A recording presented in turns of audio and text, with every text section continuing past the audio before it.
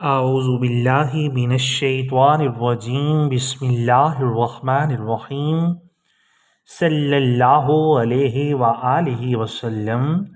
تصوف قادری کے تمام ویورز کو میری طرف سے السلام علیکم ورحمۃ اللہ وبرکاتہ۔ ایک بار پھر ایک نئے انتہائی خوبصورت اور اہم ٹاپک کے ساتھ آپ سب کی خدمت میں حاضر ہوں۔ ہم ہیں آپ کے خادم، آپ کے نوکر اور مرشد کریم کے در کے ادنا سے ایک ادا ساجد علی قادری امیری، اور آج کا ہمارا خوبصورت ٹاپک ہے کہ قرآن کریم قلب سلیم کے بارے میں کیا کہتا ہے، قلب سلیم کو پانا ہمارے لیے کتنا ضروری ہے۔ ٹاپک کی طرف بڑھنے سے پہلے آپ سب سے انتہائی ادب کے ساتھ گزارش کروں گا کہ اگر آپ اس چینل پر نئے ہیں تو اپنے اس چینل کو ضرور سبسکرائب کر لیں، بیل آئیکن پر کلک کر کے آل نوٹیفیکیشن پر کلک کرنا مت بھولیے گا۔ سامعین محترم، قلب سلیم کی تعریف یہ ہے کہ ایسا دل جو غفلت کے اندھیروں میں ڈوبا ہوا نہ ہو، جس کی پرت پر کالی سیاہی کا سایہ نہ ہو، بلکہ ایسی روشنی اس کے دل پر ہو جس سے وہ دنیا کی حقیقت کو واضح دیکھ سکتا ہو۔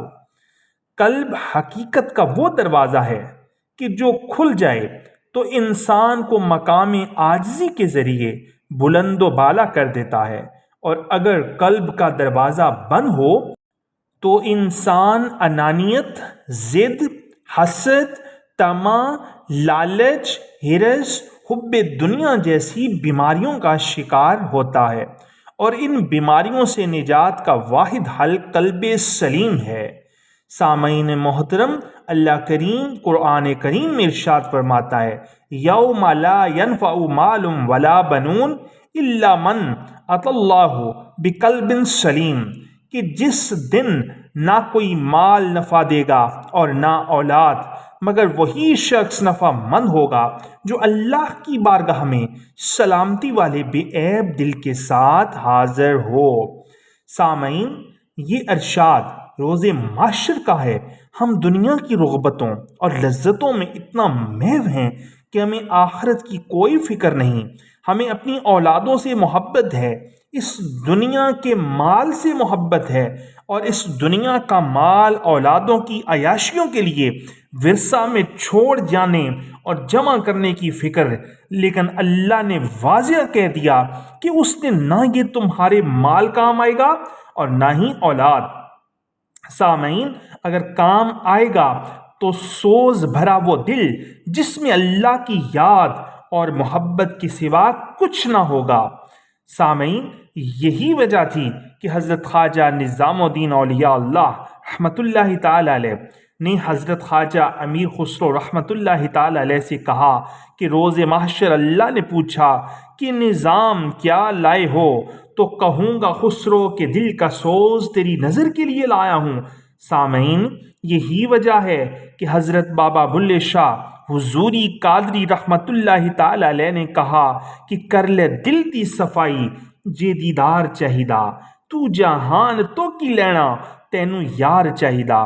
اب جہان میں ہر رشتہ ہی آ جاتا ہے، اس کی رضا، اس کا دیدار، اس کی محبت، اور قلب کا سوز و گداس پانے کے لیے کوئی بھی قربانی دینی پڑے دے دو۔ سامعین محترم، قلب کی 3 اقسام ہیں۔ نمبر 1 قلب سلیم، نمبر 2 قلب میت یعنی مردہ دل، نمبر 3 قلب مریض۔ قرآن کریم نے جہاں قلب سلیم کا ذکر کیا ہے وہاں پر قلب مریض کا ذکر بھی موجود ہے۔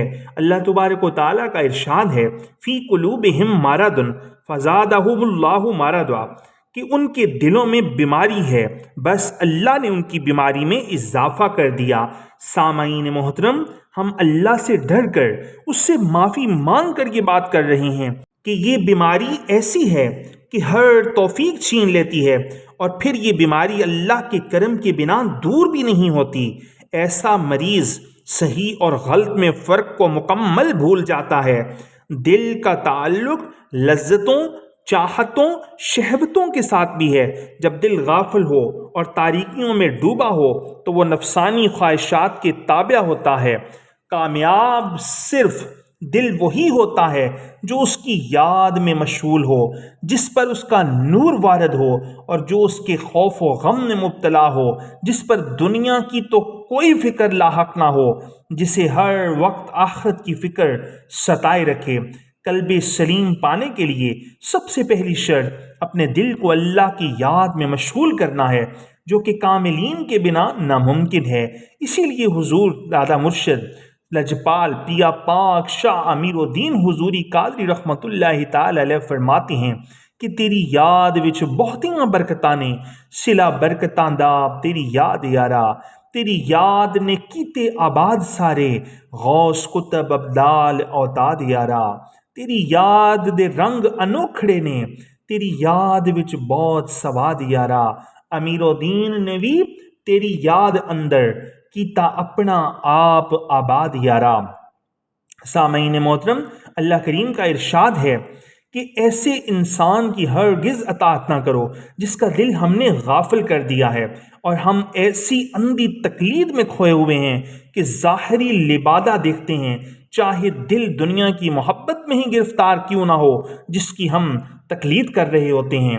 اور قرآن ہمیں صاف منع کر رہا ہے کہ ایسوں کی ہرگز پیروی نہ کرو، بلکہ جس کا دل اللہ کی یاد میں مست رہتا ہے، حقیقت میں وہی خدمت اور پیروی کے لائق ہے۔